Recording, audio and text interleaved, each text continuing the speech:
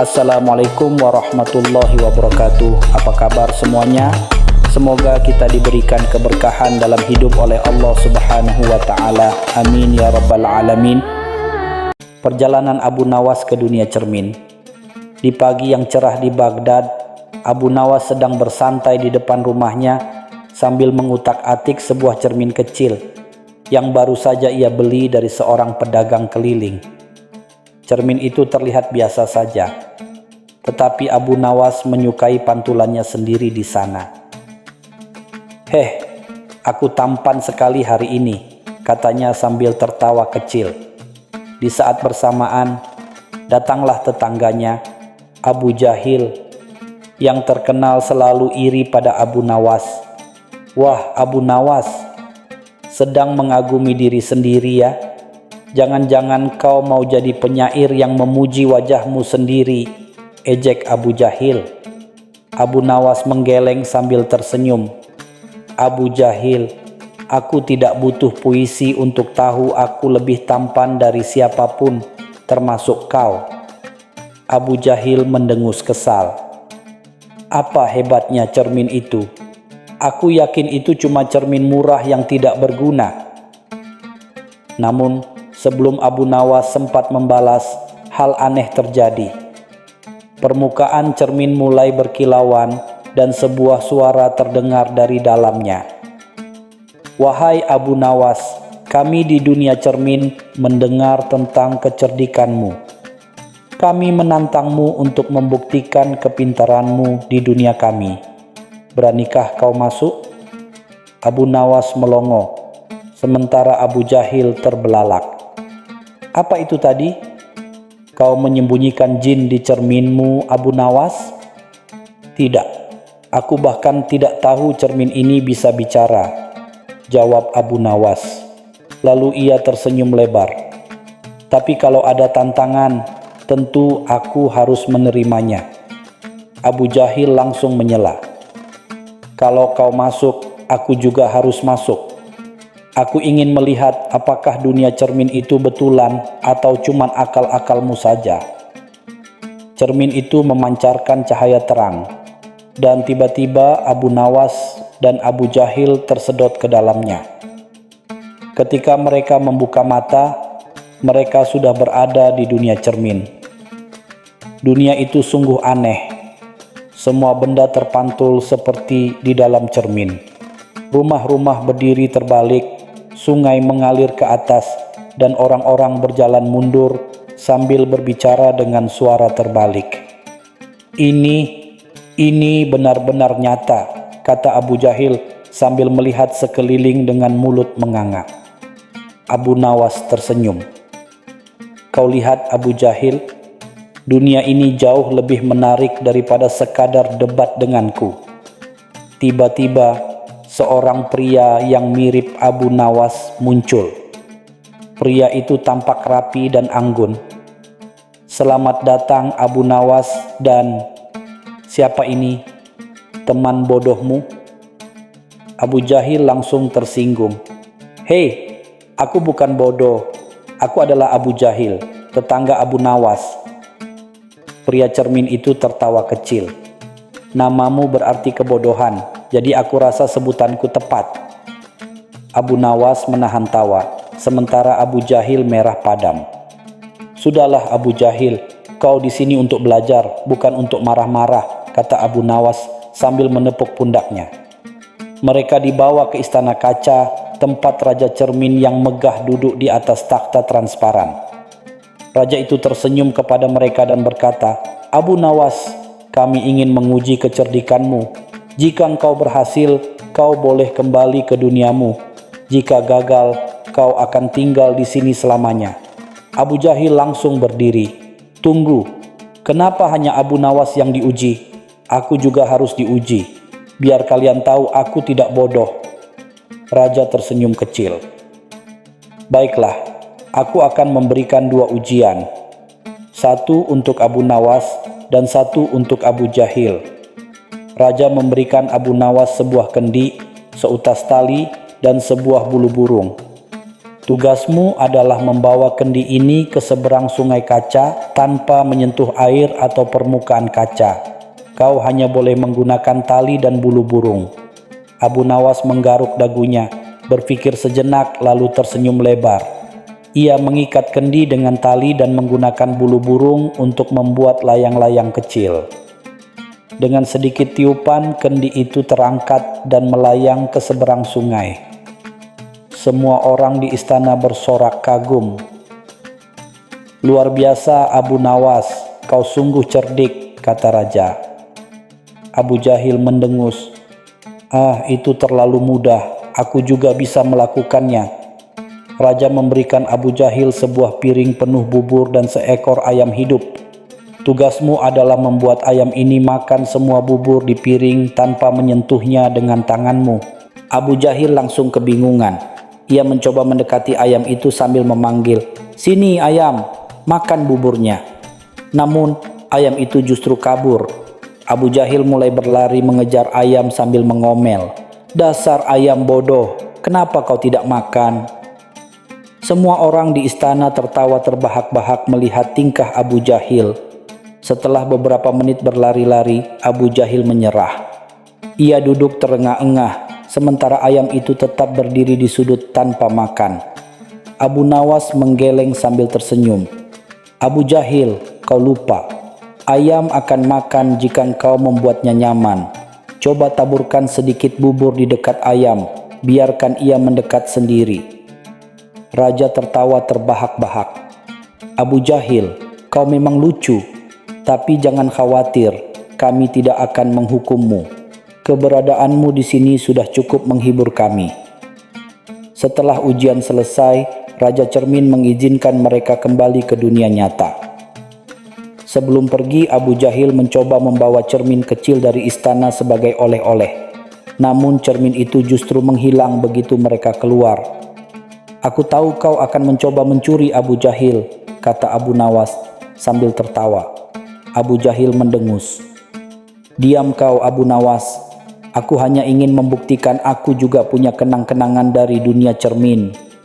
Sejak hari itu, Abu Jahil tidak pernah berhenti membicarakan perjalanannya ke dunia cermin, meskipun orang-orang lebih sering tertawa karena kisahnya jauh dari hebat. Sementara itu, Abu Nawas hanya tersenyum dan menikmati cerita Abu Jahil yang selalu berakhir dengan dirinya dikejar ayam. Kisah selanjutnya, Abu Nawas dan ujian di dunia mimpi. Di sebuah malam yang tenang, Abu Nawas sedang tidur lelap di rumahnya. Namun, tiba-tiba ia merasa seperti ditarik ke suatu tempat yang asing. Ia membuka matanya dan mendapati dirinya berada di sebuah padang rumput yang luas, penuh dengan bunga-bunga bercahaya. Di kejauhan ada sebuah istana megah yang tampak seperti berasal dari dunia lain.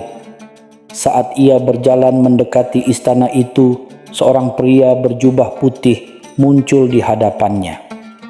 "Abu Nawas," kata pria itu, "kau telah dipilih untuk menjalani ujian di dunia mimpi. Jika kau berhasil, kau akan mendapatkan kebijaksanaan yang luar biasa. Tetapi jika gagal, kau akan terjebak di dunia ini selamanya." Abu Nawas, meskipun bingung, tersenyum tipis. Mimpi pun tak membebaskanku dari ujian.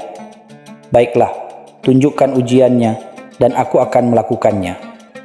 Pria berjubah putih membawa Abu Nawas ke sebuah sumur yang dalam. Di dekat sumur itu ada sebuah ember dan tali. "Ini adalah ujian pertama," katanya. "Kau harus mengambil air dari sumur ini dan meminumnya. Tapi ingat, air ini tidak bisa diminum dengan cara biasa." Abu Nawas mengerutkan kening. Ia menurunkan ember ke dalam sumur dan menariknya kembali, penuh dengan air yang jernih.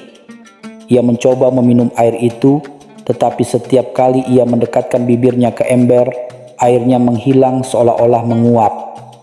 Ia berpikir sejenak, lalu tersenyum. Ia mengambil tangannya, mencelupkannya ke dalam air, dan menjilati air dari telapak tangannya. Jika air ini tidak bisa diminum dari ember, aku akan meminumnya langsung dari tanganku, katanya. Pria berjubah putih tersenyum puas. Kau lulus ujian pertama. Kau tahu bahwa kadang-kadang solusi sederhana adalah yang terbaik. Mereka kemudian berjalan menuju sebuah taman yang penuh dengan patung-patung indah. Di tengah taman ada bayangan besar yang terus bergerak, meskipun tidak ada pohon atau benda yang menghasilkan bayangan itu. Pria itu berkata, "Ujian kedua adalah menangkap bayangan ini. Kau hanya punya waktu 3 menit. Abu Nawas mengejar bayangan itu, tetapi bayangan itu selalu melesat lebih cepat darinya. Ia berhenti sejenak, mengatur napas, dan berpikir. Tiba-tiba, ia tertawa kecil. Ia mendekati patung terdekat, berdiri di bawahnya, dan berkata, "Aku tidak perlu mengejar bayangan. Aku hanya perlu membuat bayangan lain yang mengikutiku." Bayangan besar itu berhenti dan perlahan mendekati Abu Nawas, lalu menyatu dengan bayangan tubuhnya. Pria berjubah putih tersenyum. "Kau lulus ujian kedua. Kau mengerti bahwa terkadang kita tidak perlu menguasai sesuatu, cukup menjadi bagian darinya." Ujian terakhir membawa Abu Nawas ke sebuah ruangan megah di dalam istana. Di tengah ruangan itu ada sebuah kursi besar, dan di kursi itu duduk seorang raja dengan mahkota emas. Raja itu berkata, "Aku akan memberimu satu pertanyaan. Jika kau menjawabnya dengan benar, kau lulus. Tapi jika kau gagal, kau akan tinggal di sini selamanya." Abu Nawas mengangguk penuh percaya diri. "Baiklah Paduka, apa pertanyaannya?" Raja itu menatap Abu Nawas dengan tajam dan bertanya, "Apa yang lebih berat, seluruh udara di dunia ini atau sehelai bulu yang basah?" Abu Nawas tertawa kecil mendengar pertanyaan itu. Ia berpikir sejenak lalu menjawab, "Yang lebih berat adalah tanggung jawab seseorang yang harus memutuskan mana yang lebih berat di antara keduanya." Raja itu terdiam, lalu tertawa terbahak-bahak. "Kau benar, Abu Nawas. Jawabanmu menunjukkan bahwa engkau memahami esensi dari pertanyaan ini." Setelah berhasil melewati semua ujian, pria berjubah putih muncul kembali dan berkata, "Kau telah membuktikan kecerdasan dan kebijaksanaanmu, Abu Nawas. Sekarang kau boleh kembali ke dunia nyatamu." Abu Nawas merasa tubuhnya ringan, dan tiba-tiba ia terbangun di atas tempat tidurnya. Ia mengusap matanya dan melihat sekeliling. Semuanya tampak normal, tetapi ia merasa ada sesuatu yang berbeda. Di meja kecil di samping tempat tidurnya, ada sebuah bunga bercahaya seperti yang ia lihat di dunia mimpi. Ia tersenyum, menyadari bahwa pengalaman itu nyata, dan pelajaran yang ia dapatkan akan selalu menjadi bagian dari hidupnya. Sejak hari itu, Abu Nawas sering menceritakan kisahnya kepada orang-orang, membuat mereka tertawa sekaligus belajar, dan cerita tentang ujian di dunia mimpi menjadi salah satu kisah paling legendaris yang pernah ada. Cerita selanjutnya, misi Abu Nawas menemukan sumber cahaya abadi. Pada suatu pagi yang cerah, Abu Nawas tengah duduk santai di depan rumahnya sambil menyeruput teh hangat. Hari itu ia merasa damai hingga tiba-tiba seorang utusan istana datang tergesa-gesa. "Abu Nawas, Raja Harun al-Rashid ingin bertemu denganmu segera," katanya sambil terengah-engah. Abu Nawas tersenyum. Pasti Raja sedang ingin menguji kecerdasanku lagi." "Baiklah, aku akan datang," jawabnya dengan tenang. Setibanya di istana, Raja Harun al-Rashid sudah menunggu di singgasananya dengan ekspresi serius. "Abu Nawas," ujar Raja, Aku mendengar dari seorang pedagang keliling bahwa di suatu tempat di dunia ini ada yang disebut sumber cahaya abadi. Cahaya ini tak pernah padam, bahkan ketika angin badai bertiup atau hujan deras mengguyur. Aku ingin kau menemukannya dan membawanya ke sini. Negeri kita akan menjadi lebih mulia jika memiliki cahaya semacam itu. Abu Nawas terdiam sejenak, mencoba memahami permintaan absurd ini. Ia kemudian bertanya, "Tuanku, apakah aku diberi kebebasan untuk menggunakan cara apapun dalam mencarinya?" "Tentu saja," jawab raja. "Yang penting, aku ingin melihat hasilnya dalam waktu 1 bulan. Abu Nawas mengangguk. Dalam hati, ia berkata kepada dirinya sendiri, "Sumber cahaya abadi? Aku bahkan tidak yakin itu benar-benar ada. Tapi tak apa, mari kita lihat kemana akalku membawaku." Abu Nawas memulai pencariannya dengan cara yang tidak biasa. Bukannya pergi ke negeri-negeri jauh, ia malah berjalan-jalan ke pasar, mendengarkan gosip warga, dan mengunjungi berbagai rumah makan. Saat ada yang bertanya apa yang sedang dilakukannya, ia menjawab dengan santai, "Aku sedang mencari cahaya abadi. Siapa tahu ada yang menjualnya di sini." Orang-orang tentu saja tertawa mendengar jawaban itu. Tapi Abu Nawas punya alasan logis. Ia berpikir, jika memang cahaya abadi itu ada, pasti sudah banyak yang tahu, bahkan mungkin dijual di pasar seperti barang biasa. Hari-hari berikutnya ia mendatangi para filsuf, tukang sihir, bahkan tukang cerita. Salah satu tukang cerita berkata, "Wahai Abu Nawas, cahaya abadi itu hanya ada dalam dongeng. Kau takkan menemukannya di dunia nyata." Namun Abu Nawas tak menyerah. Setelah 2 minggu berlalu, ia mulai berpikir lebih kreatif. Mengapa aku harus mencari sesuatu yang mungkin tidak ada? Lebih baik aku menciptakan sendiri sesuatu yang bisa dianggap sebagai cahaya abadi oleh raja. Abu Nawas pun mulai mempersiapkan sesuatu.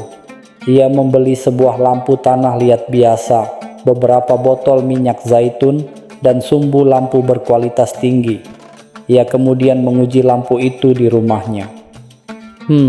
Jika lampu ini terus diberi minyak, maka cahayanya tak akan pernah padam.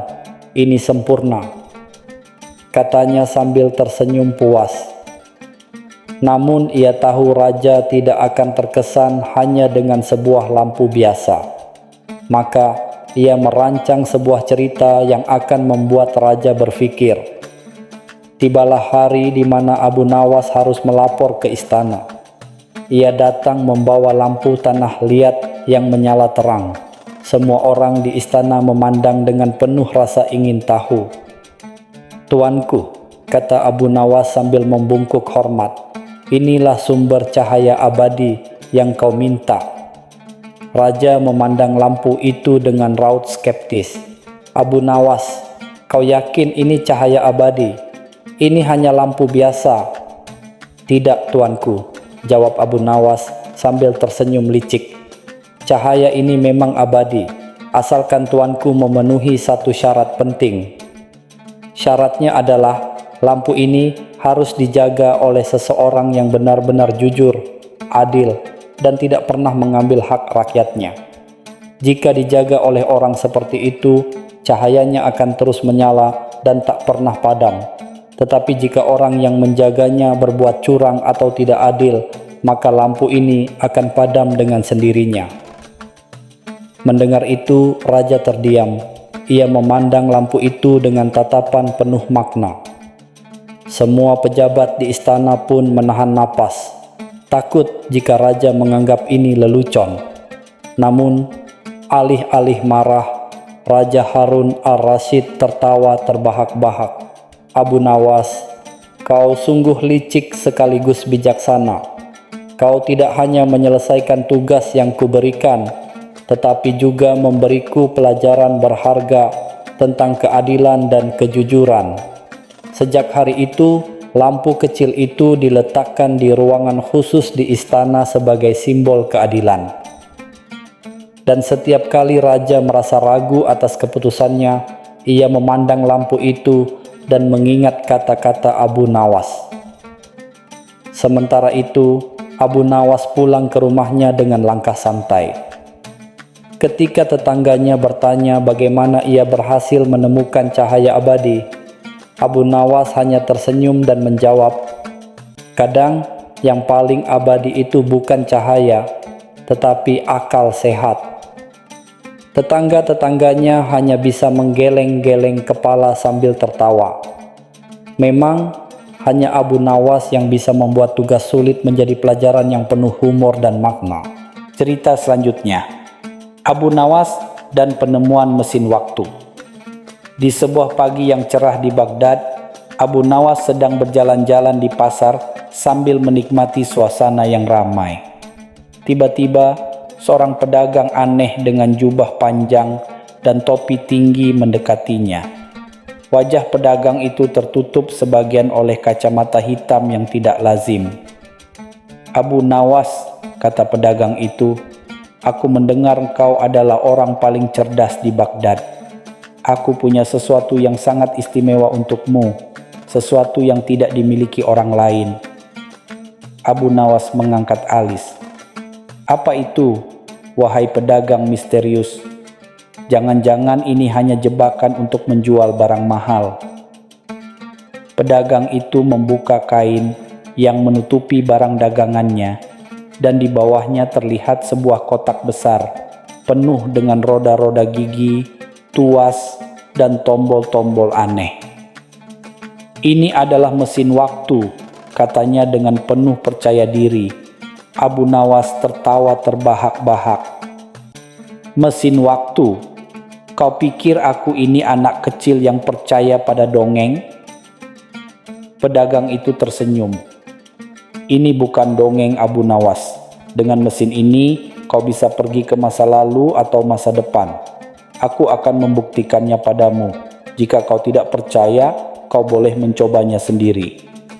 Karena penasaran dan sedikit tergelitik oleh klaim pedagang itu, Abu Nawas memutuskan untuk mencoba mesin waktu tersebut. Pedagang itu menjelaskan cara mengoperasikan tuas dan tombol. "Pilihlah waktu yang ingin kau tuju. Tapi ingat, jangan terlalu lama berada di sana atau kau mungkin terjebak." Abu Nawas mengangguk, meski setengah hatinya masih merasa ini hanyalah lelucon besar. "Baiklah, aku ingin pergi ke masa depan 100 tahun dari sekarang. Aku ingin tahu apa yang terjadi pada Baghdad di masa itu," katanya. Pedagang itu mengatur tuas dan tombol, lalu meminta Abu Nawas masuk ke dalam mesin. Seketika, mesin itu mengeluarkan suara "frrrr" yang memekakkan telinga, dan dalam sekejap Abu Nawas menghilang. Ketika Abu Nawas membuka matanya, ia terkejut melihat dirinya berada di sebuah kota yang sangat berbeda.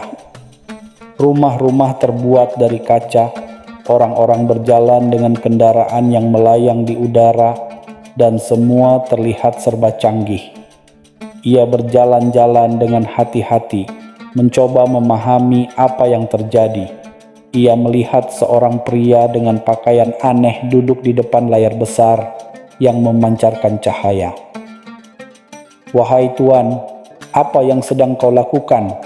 tanya Abu Nawas. Pria itu menoleh dengan heran.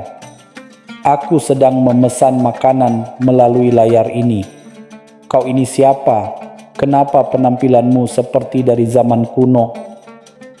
Abu Nawas tersenyum. "Aku adalah Abu Nawas, orang paling cerdas di zamanku. Apa kau tahu bagaimana aku bisa mendapatkan uang di zaman ini?"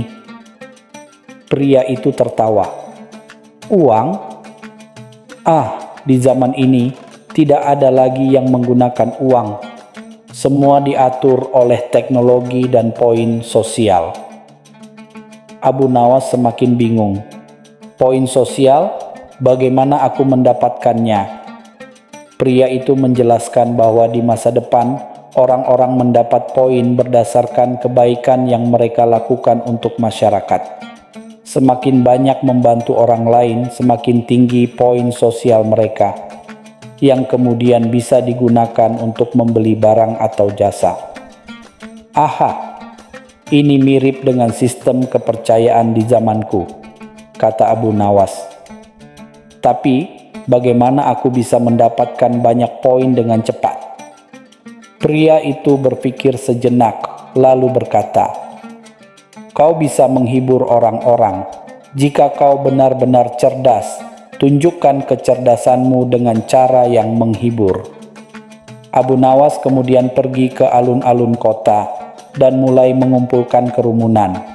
Ia bercerita tentang kehidupan di zamannya dengan gaya lucu dan penuh teka-teki. Orang-orang tertawa dan terhibur, dan poin sosialnya mulai meningkat dengan cepat. Dalam waktu singkat, ia menjadi terkenal di seluruh kota. Namun, Abu Nawas tidak lupa akan pesan pedagang bahwa ia tidak boleh tinggal terlalu lama. Setelah puas melihat kehebatan masa depan dan menghibur banyak orang, ia memutuskan untuk kembali ke mesin waktu. Abu Nawas kembali ke masanya dengan selamat.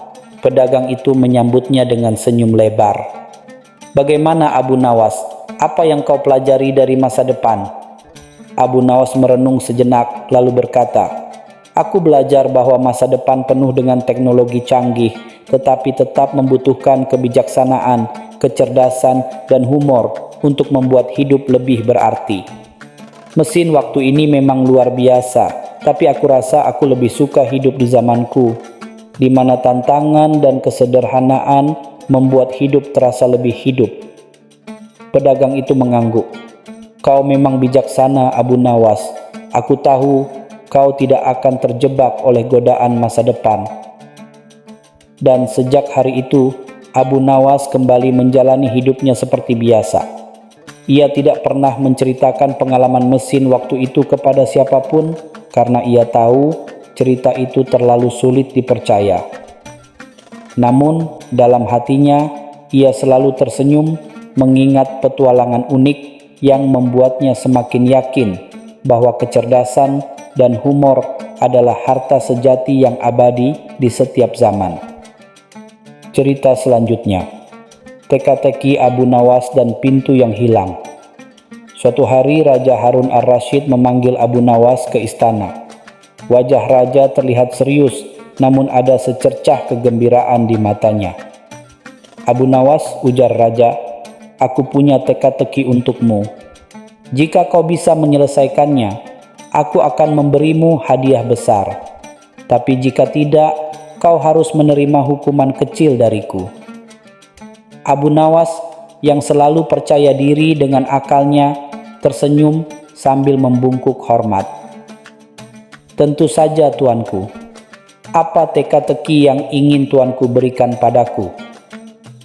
Raja memanggil seorang pengawal dan berbisik sesuatu di telinganya. Pengawal itu segera pergi dan tak lama kemudian ia kembali membawa sebuah pintu kayu besar. Pintu itu berdiri tegak di tengah ruangan, tetapi anehnya tidak ada bingkai atau dinding yang menyertainya, hanya sebuah pintu yang berdiri sendiri. "Abu Nawas," kata raja, "ini adalah pintu yang sangat istimewa. Tugasmu adalah menemukan kemana pintu ini pergi. Jika kau bisa menjawabnya dengan logis, kau akan menang." Abu Nawas menatap pintu itu dengan penuh minat. Ia melangkah mendekatinya, mengetuk-ngetuk permukaan kayu, lalu mencoba membuka gagangnya. Tentu saja, pintu itu tidak menuju kemana-mana karena tidak terhubung dengan apapun. "Tuanku," kata Abu Nawas, "jika pintu ini tidak terhubung dengan apa-apa, bagaimana aku bisa tahu kemana pintu ini pergi?" "Itu tugasmu, Abu Nawas," jawab raja sambil tersenyum penuh teka-teki. "Gunakan akalmu." Abu Nawas meminta izin untuk membawa pintu itu pulang agar ia bisa memikirkannya dengan tenang. Raja mengizinkannya, dan Abu Nawas segera memanggil beberapa tetangganya untuk membantu mengangkat pintu itu ke rumahnya. Sepanjang jalan, orang-orang memperhatikan dengan heran. "Abu Nawas, apa yang kau lakukan dengan pintu itu?" tanya seorang tetangga. "Ah, ini adalah teka-teki dari raja. Aku harus mencari tahu kemana pintu ini pergi," jawab Abu Nawas sambil tersenyum penuh rahasia. Setibanya di rumah, Abu Nawas meletakkan pintu itu di halaman. Ia duduk di depannya sambil memandangi pintu tersebut. Ia berpikir keras, namun tidak menemukan jawaban yang masuk akal. Tiba-tiba, seorang anak kecil yang sedang bermain di dekat rumahnya mendekat. "Paman Abu Nawas, mengapa engkau memandangi pintu itu lama sekali? Apakah pintunya hilang jalannya?" Abu Nawas tersentak mendengar pertanyaan itu. Hilang jalannya? Tentu, pintu ini tidak akan kemana-mana karena ia tidak punya jalan. Tapi, bagaimana aku bisa menjawab raja dengan logika itu? Abu Nawas memutuskan untuk sedikit bermain dengan logika. Ia pergi ke tukang kayu di pasar dan meminta dibuatkan bingkai untuk pintu itu. Namun bingkai tersebut dibuat dengan kayu yang rapuh dan mudah dilepas. Setelah itu, ia meminta seorang pelukis untuk menggambar pemandangan indah di bagian belakang pintu, seolah-olah pintu itu menghadap ke taman yang luas. "Ini akan membuat raja berpikir dua kali," gumam Abu Nawas sambil tersenyum. Keesokan harinya, Abu Nawas kembali ke istana dengan pintu itu kini sudah terpasang pada bingkai kayu. Raja dan para pejabat istana menatap dengan penuh rasa ingin tahu. "Tuanku," kata Abu Nawas, "aku telah menemukan jawaban atas teka-teki tuanku." Raja mengangkat alis. "Oh, kemana pintu ini pergi?" Abu Nawas dengan penuh percaya diri menjawab, "Pintu ini pergi ke tempat di mana imajinasi membawa kita. Jika tuanku membuka pintu ini dan melihat bagian belakangnya, tuanku akan melihat taman yang indah. Tapi jika tuanku berpikir lebih jauh, pintu ini sebenarnya tidak pernah kemana-mana, karena ia hanya berdiri sendiri tanpa jalan atau tujuan. Jadi, jawabannya tergantung pada siapa yang melihatnya. Bagi sebagian orang, pintu ini menuju ke taman. Bagi yang lain, pintu ini menuju ke kehampaan." Semua orang terdiam, lalu raja tertawa terbahak-bahak. "Abu Nawas, kau memang luar biasa. Kau selalu punya cara untuk menjawab teka-teki dengan logika yang tak terpikirkan oleh orang lain. Aku sangat puas dengan jawabanmu." Cerita selanjutnya, Abu Nawas dan misteri buku yang menghilang. Hari itu Abu Nawas sedang duduk santai di warung teh di sudut pasar Baghdad. Ia sedang menikmati teh hangat dan sepotong roti sambil mendengarkan percakapan orang-orang di sekitarnya. Seperti biasa, Abu Nawas selalu menjadi tempat curhat para pedagang dan warga yang memiliki masalah. Tiba-tiba, seorang pria tua berlari tergopoh-gopoh menuju warung teh. Nafasnya tersengal-sengal dan wajahnya terlihat sangat panik. "Abu Nawas, tolong aku. Kau satu-satunya orang yang bisa menyelesaikan masalah ini," teriak pria tua itu. Abu Nawas menoleh perlahan, lalu menyeruput tehnya dengan santai. "Tenanglah Pak Tua, kalau kau terus berteriak seperti itu, aku khawatir kau akan lebih cepat kehabisan napas daripada menyelesaikan masalahmu." Pria tua itu duduk di depan Abu Nawas dan meletakkan bungkusan kain di atas meja. "Ini, lihatlah, buku ini adalah pusaka keluargaku.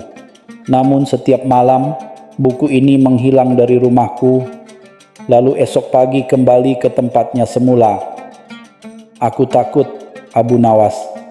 Jangan-jangan ini ulah jin atau hantu." Abu Nawas membuka bungkusan kain itu dan melihat sebuah buku kuno dengan sampul dari kulit. Di atasnya terukir tulisan dalam bahasa kuno yang bahkan Abu Nawas tak mengerti. Ia tersenyum sambil mengamati buku itu. Mungkin ini bukan ulah jin atau hantu, tapi ulah manusia yang cerdik atau bodoh. Aku akan membantumu, tapi aku punya satu syarat.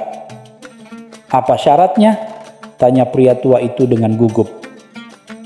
Kau harus menyiapkan makanan enak untukku selama aku menyelidiki kasus ini, jawab Abu Nawas dengan santai. Pria tua itu langsung mengangguk. Apapun yang kau mau, Abu Nawas. Malam itu, Abu Nawas datang ke rumah pria tua itu dengan membawa beberapa barang aneh, sekantong tepung, tali, bel kecil, dan panci logam. Pria tua itu bingung melihat barang-barang tersebut, tapi ia tidak berani bertanya. Baiklah, kata Abu Nawas sambil menaburkan tepung di sekitar meja tempat buku itu disimpan. Tepung ini akan menunjukkan jejak siapapun yang mencoba mengambil buku itu. Lalu aku akan memasang bel kecil di pintu dan meletakkan panci di atas rak. Jika seseorang masuk, bel akan berbunyi dan panci akan jatuh menimbulkan suara keras. Sang pelaku pasti panik. Pria tua itu mengangguk-angguk meski tidak terlalu paham. Apakah ini benar-benar akan berhasil? Percayalah padaku. Kalau tidak berhasil, kau bisa menyalahkan jin saja, kata Abu Nawas sambil tertawa kecil. Malam semakin larut. Abu Nawas duduk di sudut ruangan sambil mengamati meja tempat buku itu berada. Tak lama kemudian, suara langkah kaki terdengar dari luar. Pintu rumah terbuka perlahan dan bel kecil berbunyi nyaring. Tak disangka, panci logam benar-benar jatuh dari rak, menimbulkan suara gaduh yang memekakkan telinga. Siapa di sana? Teriak Abu Nawas dengan lantang. Seorang pria berjubah hitam melompat masuk ke dalam rumah, mengambil buku di atas meja, lalu mencoba melarikan diri. Namun, ia tergelincir karena tepung yang ditaburkan di lantai. Pria itu jatuh terlentang dengan suara dug yang cukup keras. Abu Nawas mendekati pria itu sambil membawa lampu minyak. Akhirnya aku menangkapmu. Siapa engkau, wahai pencuri misterius? Dengan wajah penuh tepung, pria itu membuka penutup wajahnya. Ternyata, ia adalah tetangga pria tua itu. Wahai Abu Nawas, aku mohon ampun. Aku tidak mencuri, sungguh. Aku hanya ingin membaca buku itu, tapi aku terlalu malu untuk meminjamnya langsung, kata pria itu dengan nada memelas. Abu Nawas memandangnya dengan tatapan tajam. Kalau kau ingin membaca, kenapa tidak kau pinjam saja? Apakah kau takut buku ini akan menggigitmu? Pria itu menggeleng dengan malu. Aku hanya takut kalau aku tidak diizinkan. Abu Nawas tertawa terbahak-bahak. Kau ini lucu sekali. Kau lebih takut meminta izin daripada terpeleset tepung dan ditimpa panci, dasar tetangga aneh. Keesokan paginya, Abu Nawas membawa pria itu kembali ke rumah pemilik buku. Setelah mendengar pengakuannya, pria tua itu tertawa kecil. Kenapa kau tidak bilang saja dari awal? Aku akan dengan senang hati meminjamkan buku ini kepadamu. Aku hanya ingin kau membaca di siang hari, bukan seperti pencuri di malam hari. Mendengar itu, Abu Nawas pun ikut tertawa. Lihatlah, masalah selesai tanpa perlu melibatkan jin atau hantu. Ternyata, misteri terbesar dalam hidup ini adalah keberanian untuk berkata jujur. Sejak hari itu, pria tua itu dan tetangganya menjadi sahabat baik. Dan Abu Nawas, ia kembali ke pasar dengan perut kenyang dan cerita baru yang akan ia ceritakan pada orang-orang. Cerita selanjutnya, Labirin Tanpa Akhir dan Kucing Ajaib. Di suatu pagi yang cerah, Sultan Harun al-Rasyid sedang duduk di taman istana sambil mendengarkan musik dari para pemusik istana. Namun, suasana tenang itu terganggu ketika seorang utusan dari negeri seberang datang membawa berita menghebohkan. Baginda Sultan Arsitek Al-Mutawakkil dari negeri kami telah menciptakan sebuah labirin yang katanya mustahil untuk ditaklukkan. Tak ada yang bisa keluar setelah memasukinya, kata utusan itu dengan nada penuh tantangan. Sultan yang terkenal suka tantangan langsung bersemangat. Jika labirin itu benar-benar sehebat yang kau katakan, aku ingin membangunnya di sini, titahnya. Maka setelah beberapa bulan, labirin itu berdiri megah di halaman istana. Dindingnya tinggi menjulang, penuh belokan tajam, jalan buntu, dan pintu-pintu palsu. Sultan kemudian mengadakan sayembara besar. Siapapun yang bisa keluar dari labirin ini dalam sehari akan diberi hadiah emas seberat tubuhnya, serunya. Banyak yang mencoba, mulai dari menteri, prajurit, hingga rakyat biasa. Namun, tak satu pun berhasil keluar. Sultan mulai gelisah. Ia berpikir, jika tidak ada yang bisa menaklukkan labirin ini, maka reputasinya sebagai sultan yang adil dan cerdas bisa tercoreng. Ia memutuskan untuk memanggil Abu Nawas, orang yang selalu punya cara unik untuk menyelesaikan masalah. Abu Nawas, kata Sultan, kau tahu aku tidak suka gagal. Aku ingin kau mencoba masuk ke dalam labirin ini. Tapi ingat, jika engkau gagal keluar dalam sehari, kau akan tinggal di dalam labirin itu selamanya. Abu Nawas dengan senyuman khasnya menjawab, baiklah Baginda, tapi aku punya 2 permintaan. Permintaan apa? Tanya Sultan. Pertama, izinkan aku membawa seekor kambing ke dalam labirin. Kedua, aku ingin membawa kucingku yang bernama Muezzah. Semua yang hadir tercengang. Kambing? Kucing? Apa yang akan dilakukan Abu Nawas dengan binatang-binatang itu? Namun Sultan setuju, karena ia penasaran dengan rencana Abu Nawas. Keesokan harinya, Abu Nawas, kambingnya, dan Muezzah memasuki labirin. Begitu masuk, Abu Nawas melepas kambingnya.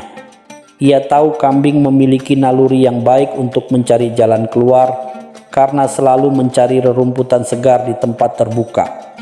Tapi yang membuat orang-orang heran adalah apa yang dilakukan Muezzah.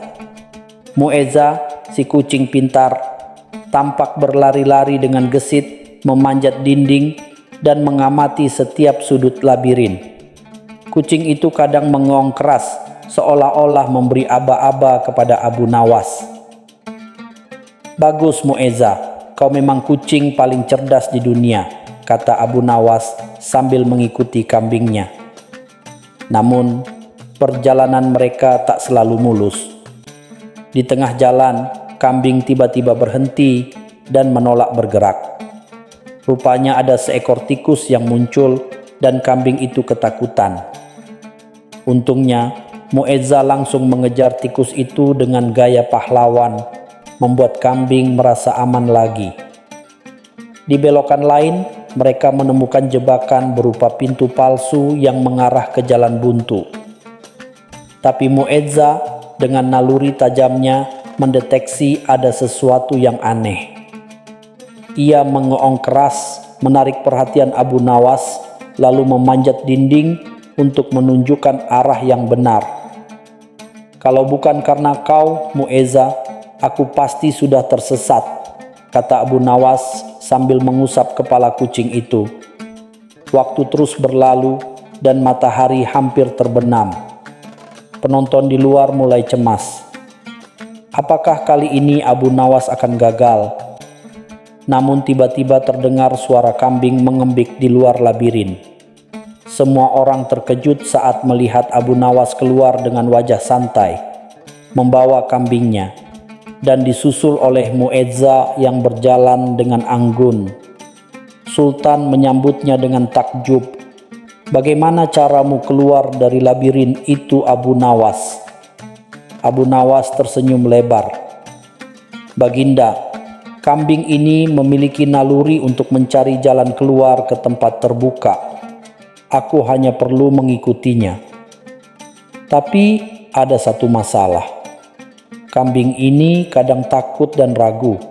Untung saja aku membawa Mu'ezzah yang dengan kecerdikannya berhasil membantu kami melalui jebakan-jebakan di labirin." Sultan tertawa terbahak-bahak. "Kau benar-benar cerdik, Abu Nawas, dan kucingmu itu luar biasa. Aku rasa dia lebih pantas menjadi penasihatku daripada sebagian menteriku." Semua orang tertawa mendengar itu, sementara Mu'ezzah mengeong seolah-olah setuju. Sultan pun memerintahkan agar emas seberat tubuh Abu Nawas diberikan kepadanya, serta seekor ikan besar sebagai hadiah untuk Mu'ezzah. Sejak saat itu, Abu Nawas, kambingnya, dan Mu'ezzah menjadi legenda. Labirin tanpa akhir yang tadinya dianggap tak tertaklukkan, kini hanya menjadi tempat bermain kambing dan kucing istana. Dan Mu'ezzah, ia menjadi kucing paling terkenal di kerajaan, bahkan lebih terkenal daripada para pejabat istana. Cerita selanjutnya, Abu Nawas dan Pulau Terbang. Pada suatu hari, di istana yang megah, Raja Harun al-Rasyid merasa sangat bosan. Ia sudah menikmati segala jenis hiburan yang ada di kerajaan, dari penari hingga pertunjukan wayang. Namun, hari itu ia merasa perlu sesuatu yang lebih spektakuler. Ia ingin sesuatu yang luar biasa, sesuatu yang belum pernah dilihatnya sebelumnya. "Apa yang dapat menghiburku hari ini?" pikir raja sambil memandangi pelayan istana yang sibuk membersihkan kolam ikan. Aku tahu, aku akan memanggil Abu Nawas." Segera raja mengirim utusan untuk mencari Abu Nawas. Beberapa jam kemudian, Abu Nawas datang dengan wajah yang ceria, meski sedikit kebingungan setelah dikejutkan oleh perintah yang mendadak itu. "Salam sejahtera, Baginda Raja," sapa Abu Nawas dengan senyum lebar. Abu Nawas, aku sangat bosan hari ini," kata raja. "Aku ingin sesuatu yang luar biasa, sesuatu yang belum pernah kulihat sebelumnya. Aku ingin melihat Pulau Terbang." "Pulau Terbang, Baginda?" tanya Abu Nawas, setengah bingung, setengah penasaran. "Pulau yang melayang di udara?" "Benar, Abu Nawas," jawab raja dengan penuh semangat. "Aku mendengar cerita tentang Pulau Terbang. Sepertinya sangat indah dan luar biasa. Aku ingin melihatnya dengan mata kepalaku sendiri." Abu Nawas terdiam sejenak. Ia tahu bahwa permintaan raja ini adalah hal yang mustahil. Tidak ada yang pernah mendengar tentang pulau yang bisa terbang. Namun ia juga tahu bahwa jika ia gagal memenuhi permintaan raja, hidupnya bisa jadi berakhir dengan cara yang tidak menyenangkan. Akhirnya, Abu Nawas berkata dengan penuh percaya diri, "Baginda, aku pasti bisa memenuhi permintaanmu. Tapi aku butuh waktu 7 hari untuk mempersiapkan semuanya." "Baiklah," kata raja yang mulai tidak sabar. 7 hari. Jika kau berhasil, aku akan memberimu 100 keping emas. Jika gagal, kau akan dihukum. Tidak ada pengecualian." Abu Nawas yang sudah terbiasa dengan situasi seperti ini hanya tersenyum dan membungkuk. 7 hari, Baginda. 7 hari adalah waktu yang cukup bagi hamba untuk melakukan keajaiban. Abu Nawas pulang dengan langkah ringan, meskipun hatinya penuh dengan kebingungan. Pulau Terbang, apa yang harus dilakukan? Ia berjalan melalui pasar, berpikir keras. Di pasar itu, ia melihat seorang pedagang yang sedang menjual layang-layang. Ini ide yang bagus, pikir Abu Nawas. Aku akan membuat sebuah pulau kecil dengan layang-layang besar. Jika berhasil, aku bisa memanipulasi raja agar percaya bahwa pulau itu terbang. Dengan penuh semangat, Abu Nawas membeli semua bahan yang diperlukan. Layang-layang, kain besar, dan beberapa kayu ringan. Ini pasti akan berhasil, gumamnya bertekad. Ia memulai proyeknya di halaman rumahnya. Selama 5 hari berikutnya, Abu Nawas bekerja keras membuat pulau terbangnya. Ia membuat sebuah pulau mini dengan banyak kain berwarna cerah, dihiasi dengan pohon-pohon kecil yang terbuat dari sapu tangan. Untuk memberi kesan lebih nyata, ia menambahkan boneka berbentuk manusia di sekitar pulau itu. Tidak lupa, layang-layang besar yang sangat kuat untuk mengangkat pulau mini tersebut. Setelah pulau mini selesai, Abu Nawas mencarinya tempat yang tepat. Aku harus menemukan tempat yang sempurna, di mana raja tidak akan curiga, pikirnya. Pada hari ke-7, Abu Nawas merasa siap. Ia menempatkan pulau mini itu di atas layang-layang dan menariknya ke istana, dengan sedikit bantuan dari 2 orang pelayannya. Ia berhati-hati agar raja tidak melihat persiapannya yang tampaknya cukup mencurigakan. Ketika tiba di istana, Abu Nawas langsung disambut oleh raja yang sudah tidak sabar. Akhirnya Abu Nawas, di mana pulau terbang yang kau janjikan? Tanya raja dengan antusias. Tenang Baginda, jawab Abu Nawas dengan tenang. Pulau terbang ini sangat istimewa. Hanya orang-orang dengan hati yang murni dan pikiran yang jernih yang dapat melihatnya. Itulah mengapa saya memintamu untuk menutup matamu agar tidak ada keraguan. Raja yang penasaran akhirnya menutup matanya dengan rasa ingin tahu yang besar. Baiklah, aku menutup mataku. Sekarang tunjukkan pulau terbang itu. Abu Nawas mengangkat layang-layang itu perlahan, dan dengan bantuan angin, pulau mini itu terbang beberapa meter di udara. Baginda, bukankah itu luar biasa? Kata Abu Nawas dengan penuh percaya diri.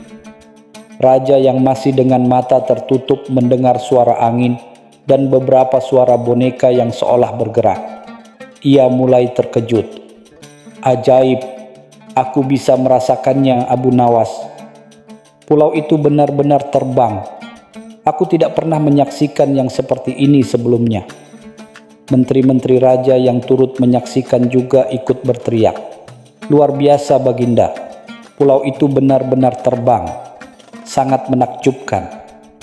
Namun raja yang penasaran akhirnya membuka matanya dengan hati-hati. Begitu matanya terbuka, ia melihat pulau mini yang melayang dengan bantuan layang-layang besar, dikelilingi oleh para pelayan yang sibuk menggoyang-goyangkan tali layang-layang. Abu Nawas, teriak raja dengan suara penuh amarah. Apa ini?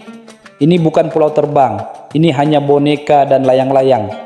Abu Nawas dengan tenang menjawab, Baginda, pulau terbang ini hanya bisa dilihat oleh orang yang benar-benar percaya. Bukankah kita semua baru saja menyaksikan sesuatu yang luar biasa? Mengapa Anda merasa kecewa? Raja terdiam sejenak, lalu menyadari bahwa ia telah tertipu dengan sangat halus. Ia tidak bisa marah karena semua menterinya juga ikut-ikutan terpesona oleh pulau terbang itu. Baiklah Abu Nawas, kata raja sambil tersenyum lebar. Aku harus mengakui ini adalah tipuan yang sangat cerdik. Tetapi kau tetap akan mendapat 100 keping emas karena kau telah membuatku tertawa. Abu Nawas tertawa riang. Terima kasih Baginda. Tapi untuk kedepannya, lebih baik jika Baginda tidak terlalu percaya pada dongeng yang terdengar terlalu indah, karena mungkin itu hanya sebuah pulau terbang semata. Cerita selanjutnya. Rahasia Abu Nawas di balik taman berbicara. Suatu hari, Raja Harun al-Rasyid mendengar kabar yang sangat aneh. Di sebuah desa terpencil, ada taman yang bisa berbicara. Bukan sekadar berbisik seperti pohon tertiup angin, melainkan benar-benar berbicara dengan suara manusia. Konon, taman itu bisa membongkar rahasia siapapun yang masuk, terutama jika orang itu punya niat buruk. Mendengar hal itu, raja langsung penasaran. Jika taman itu benar-benar bisa berbicara, aku ingin mendengarnya sendiri, seru sang raja kepada penasihat-penasihatnya. Seorang penasihat berdeham dan berkata, "Paduka, jika Baginda ingin tahu kebenarannya, hanya satu orang yang bisa menjelaskannya dengan baik, Abu Nawas." Raja langsung memanggil Abu Nawas. Tak lama kemudian, datanglah lelaki cerdik itu dengan jubah sederhana dan senyum khasnya. "Abu Nawas," kata raja, "aku dengar ada taman yang bisa berbicara dan membongkar rahasia orang. Apa itu benar?" Abu Nawas berpikir sejenak, lalu mengusap janggutnya. Baginda, saya tidak bisa mengatakan itu benar atau salah. Tetapi, kalau Baginda ingin membuktikannya sendiri, saya bisa mengantar Baginda ke sana." Raja semakin penasaran. Tanpa pikir panjang, ia memerintahkan seluruh pengawalnya, penasihat-penasihat, serta beberapa pejabat kerajaan untuk ikut dalam perjalanan ke taman tersebut. Perjalanan ke taman itu cukup jauh, melewati desa-desa dan ladang-ladang hijau. Di sepanjang perjalanan, Abu Nawas tampak santai, sementara raja tidak sabar. "Abu Nawas, apakah taman ini benar-benar berbicara atau kau hanya mempermainkanku?" tanya raja dengan curiga. "Paduka, sebentar lagi Baginda akan mendengarnya sendiri," jawab Abu Nawas sambil tersenyum penuh rahasia. Setelah menempuh perjalanan yang cukup panjang dan beberapa kali berhenti karena salah satu pejabat kerajaan terus-menerus minta istirahat untuk makan, akhirnya mereka tiba di taman yang dimaksud. Taman itu memang indah. Pepohonan hijau rimbun, bunga-bunga bermekaran, dan burung-burung berkicau. Namun tidak ada tanda-tanda bahwa taman ini bisa berbicara. "Di mana suara taman itu?" tanya raja mulai tidak sabar. "Baginda, silakan masuk ke tengah taman," kata Abu Nawas. Dengan penuh rasa penasaran, raja melangkah masuk ke tengah taman. Beberapa pejabat dan penasihat ikut masuk. Tiba-tiba, terdengar suara keras menggema di seluruh taman. Orang yang berdiri di tengah taman ini pernah mencuri sesuatu yang bukan miliknya. Semua orang terkejut. Mata raja membesar. Para pejabat saling pandang dengan wajah pucat. Salah satu pejabat langsung jatuh bersimpuh sambil menangis. "Paduka, ampun. Saya dulu pernah mencuri kue dari dapur istana ketika masih kecil." Raja melongo, tidak menyangka taman ini benar-benar berbicara. "Baiklah, aku ampuni kau," kata raja, masih setengah tidak percaya. Namun, belum sempat mereka bernapas lega, suara taman kembali terdengar. Di antara orang-orang ini, ada yang sering berbohong kepada Baginda.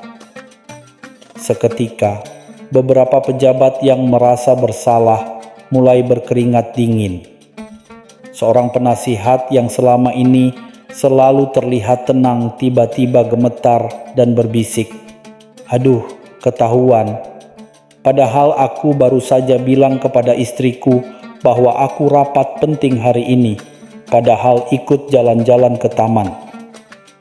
Raja mulai curiga dan menatap semua orang dengan tajam.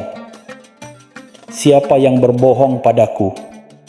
Salah satu pejabat yang gemuk dan berkumis tebal mengangkat tangan perlahan. "Paduka, saya mengaku.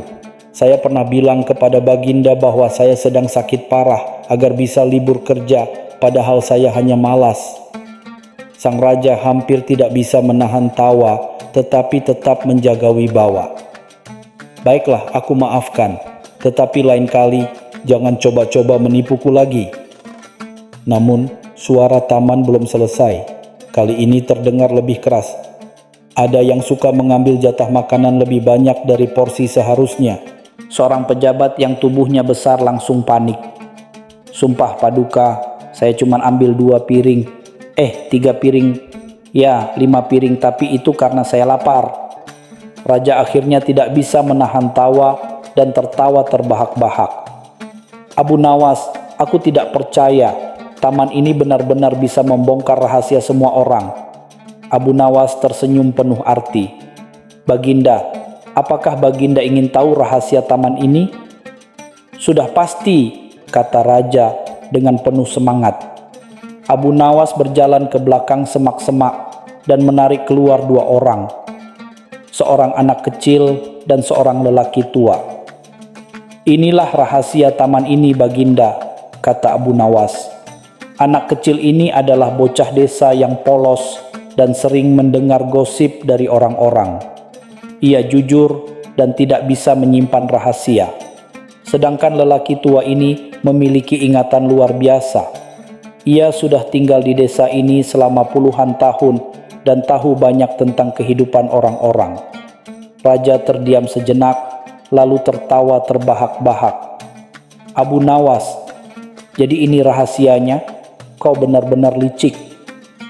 Abu Nawas mengangguk santai. Paduka, sebenarnya bukan taman yang berbicara, tetapi kejujuran yang selalu menemukan jalannya. Raja sangat terhibur dengan kecerdikan Abu Nawas. Sejak saat itu taman tersebut dikenal sebagai Taman Kejujuran dan digunakan sebagai tempat untuk mengajarkan pentingnya berkata jujur. Namun, setelah kejadian itu, beberapa pejabat kerajaan tiba-tiba tidak pernah lagi mau ikut raja jalan-jalan ke taman. Alasannya, saya takut taman itu tiba-tiba membocorkan semua rahasia saya. Cerita selanjutnya, Abu Nawas dan pedang berbicara. Suatu hari, Raja Harun al-Rasyid menerima hadiah dari seorang pedagang kaya dari negeri jauh. Hadiah itu adalah sebuah pedang berkilauan yang disebut-sebut bisa berbicara. Paduka, pedang ini sangat ajaib, kata si pedagang. Jika seseorang berbohong di hadapan pedang ini, maka pedang akan bersuara dan membongkar kebohongan orang itu. Mendengar hal itu, raja menjadi sangat penasaran. Hebat sekali. Jika pedang ini benar, aku akan menggunakannya untuk menegakkan kejujuran di istanaku. Lalu raja memerintahkan semua pejabat, penasehat, dan orang-orang istana untuk berkumpul. Dia ingin menguji keajaiban pedang berbicara itu. Namun, ada satu orang yang merasa gelisah mendengar kabar ini, Abu Nawas. Waduh, kalau pedang ini benar-benar bisa berbicara, bisa-bisa semua orang di istana celaka, pikir Abu Nawas. Di hadapan semua orang, raja mengangkat pedang itu tinggi-tinggi. Sekarang aku ingin mencoba apakah pedang ini benar-benar bisa berbicara. Lalu raja menunjuk seorang pejabat yang dikenal sangat suka berdusta. Kau katakan sesuatu yang benar. Si pejabat yang tubuhnya gemuk dan wajahnya penuh keringat gugup berkata, Paduka, saya tidak pernah mengambil makanan lebih banyak dari jatah saya. Tiba-tiba pedang itu bersuara keras, bohong. Semua orang terkejut. Pejabat itu langsung panik dan mengakui, baiklah, saya memang suka mengambil 2 piring nasi ketika orang lain hanya mengambil 1. Raja tertawa senang. Pedang ini luar biasa. Lalu raja menunjuk seorang pejabat lain yang terkenal suka bermalas-malasan. Sekarang giliranmu. Pejabat itu dengan gugup berkata, Paduka, saya selalu bekerja keras untuk kerajaan. Pedang kembali bersuara, bohong. Pejabat itu langsung gemetar. "Ampun Paduka, saya mengaku kadang saya tidur di ruang kerja saat Baginda sedang pergi." Raja semakin puas. "Pedang ini sungguh ajaib. Aku akan menggunakannya setiap hari agar semua orang di istana jujur." Namun, tiba-tiba raja menatap Abu Nawas dengan senyum licik. "Abu Nawas, aku ingin menguji kejujuranmu juga. Katakan sesuatu yang benar." Abu Nawas berpikir keras. Jika dia berkata sesuatu yang bohong, pedang akan membongkarnya. Tetapi jika dia berkata sesuatu yang benar, bisa jadi raja akan tetap mengujinya lebih jauh. Akhirnya Abu Nawas tersenyum dan berkata dengan suara lantang, "Paduka, pedang ini tidak bisa berbicara." Semua orang terdiam. Raja menatap Abu Nawas dengan curiga. "Tunggu, kalau pedang ini benar-benar bisa berbicara, maka pedang akan membantah kata-katamu. Tapi jika pedang ini membantah dengan berkata bohong, berarti pedang itu justru membuktikan bahwa ia memang tidak bisa berbicara. Tapi kalau pedang diam saja, berarti ia juga tidak berbicara." Raja mengerutkan dahi. Semua pejabat saling pandang. Sementara itu, pedang tetap diam. Tiba-tiba, seorang penasihat istana berbisik, "Paduka, jangan-jangan Abu Nawas baru saja membuktikan bahwa pedang ini memang tidak bisa berbicara sejak awal." Semua orang kini menatap raja dengan ekspresi bingung. Raja termenung, lalu menoleh ke pedagang yang memberikan pedang itu. "Hei, apakah kau menipuku?" Si pedagang langsung panik. Tidak Paduka, pedang itu memang bisa berbicara. Mungkin Abu Nawas mengucapkan sesuatu yang terlalu membingungkan untuk pedang ini." Abu Nawas tersenyum lebar. "Paduka, bukankah lebih baik mencari kebenaran dengan akal sehat daripada mengandalkan pedang yang katanya bisa berbicara?" Raja berpikir sejenak, lalu akhirnya tertawa terbahak-bahak. "Abu Nawas, kau memang selalu punya cara untuk membuatku berpikir. Baiklah, aku akui, pedang ini mungkin tidak sehebat yang kukira." Setelah kejadian itu, pedang berbicara disimpan di gudang istana dan tak pernah digunakan lagi. Sementara Abu Nawas kembali menjalani hidupnya dengan tenang, setidaknya sampai raja menemukan tantangan baru untuknya